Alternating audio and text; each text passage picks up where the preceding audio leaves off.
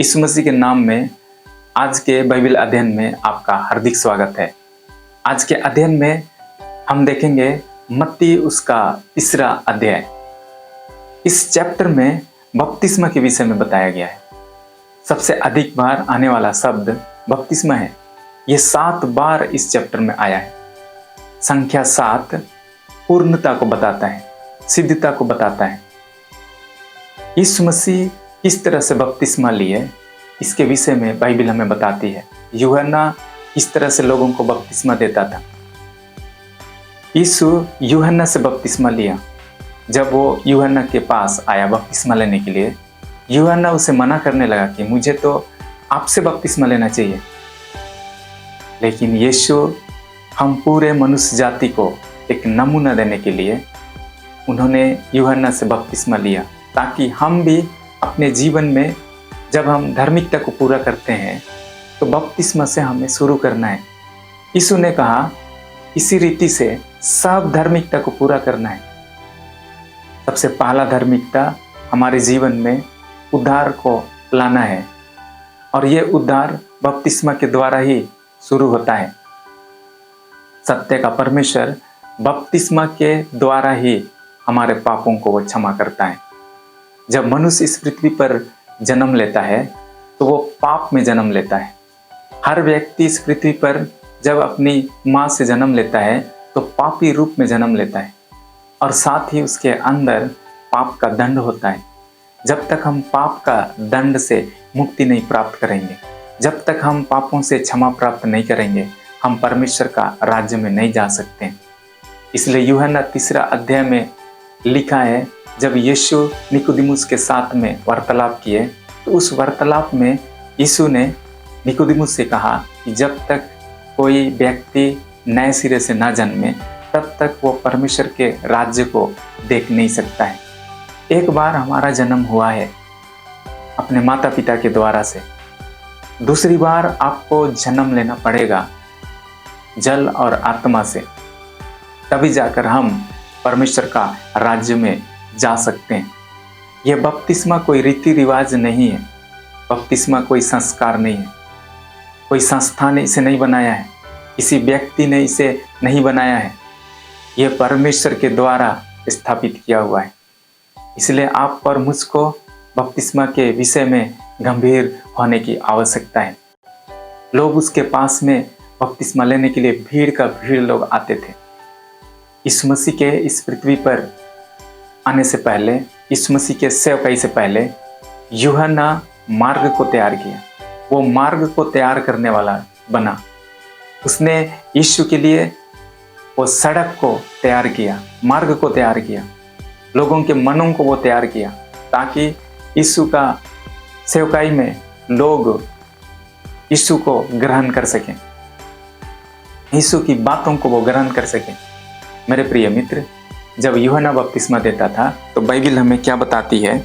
जब हम मत्ती उसका 3 अध्याय और उसका अगर हम एक पद से आगे जब हम पढ़ेंगे तो लिखा है, उन दिनों में यूहन्ना बपतिस्मा देने वाला आकर यहूदिया के जंगल में यह प्रचार करने लगा, मन फिराओ क्योंकि स्वर्ग का राज निकट आ गया है।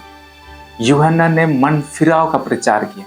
उसने कहा क्योंकि स्वर्ग का राज निकट आ गया है। यीशु ने भी जब प्रचार करना प्रारंभ किया तो सबसे पहला प्रचार उसने मन फिराव के विषय में ही प्रचार किया। मन फिराव बहुत इंपॉर्टेंट चीज है।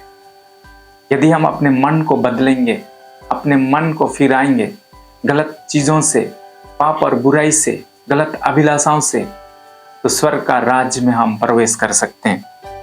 जब हम 5 पद को पढ़ेंगे तो लिखा है, तब यरूशलेम और सारे यहूदिया और यरदन के आसपास के सब स्थानों के लोग उसके पास निकल आए। उन्होंने अपने अपने पापों को मानकर यरदन नदी में उससे बपतिस्मा लिया। यरदन नदी में यूहन्ना बपतिस्मा देता था, और आसपास के जितने भी लोग थे वे उसके पास निकल आए कि वे उससे बपतिस्मा लें। बपतिस्मा लेने से पहले वो क्या करते थे, उन्होंने अपने अपने पापों को मानकर, उन्होंने अपने अपने पापों को माना, अपने अपने पापों से उन्होंने मन फिराया और तब बपतिस्मा लिया। वचन में लिखा है 7 पद, जब उसने बहुत से फरीसियों और सदुकियों को बपतिस्मा के लिए अपने पास आते देखा तो उनसे कहा, हे सांप के बच्चों, तुम्हें किसने जता दिया कि आने वाले क्रोध से भागो। जब सारे लोग बपतिस्मा लेने के लिए यरदन नदी में आने लगे यूहन्ना से बपतिस्मा लेने के लिए, तो बाइबल में लिखा है जितने फरीसी और सदुकी जो वचन को जानने वाले थे, जो धार्मिक अगुवे थे, जो अपने आप को श्रेष्ठ समझते थे, वे भी यूहन्ना से बपतिस्मा लेने के लिए आए। लेकिन उनका विचार बपतिस्मा के प्रति अलग था। वे सही मन के साथ बपतिस्मा लेने के लिए नहीं आए थे। वे बस एक रीति रिवाज को पूरा करने के लिए वह आए, क्योंकि वे अपनी जिंदगी में वैसे ही करते थे। हर एक चीजों में वो बाहरी रीति से अपने आप को धार्मिक दिखाते थे, लेकिन उनका मन परमेश्वर से दूर था, उनका मन वचन से दूर था। और वे ही यूहन्ना के पास आने लगे कि वे भी बपतिस्मा लें। यूहन्ना उनको पहचाना और उनसे कहा, हे सांप के बच्चों, ये सांप वही पुराना सांप जो शैतान है, उन्हीं के बच्चे हो तुम। इस तरह से उसने उनको कहा, क्योंकि उनका मन वचन में नहीं था, उनका मन परमेश्वर से जुड़ा हुआ नहीं था।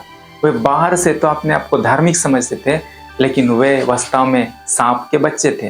वे वास्तव में शैतान के संतान के समान थे, क्योंकि उनकी जिंदगी में मन फिराव नहीं था।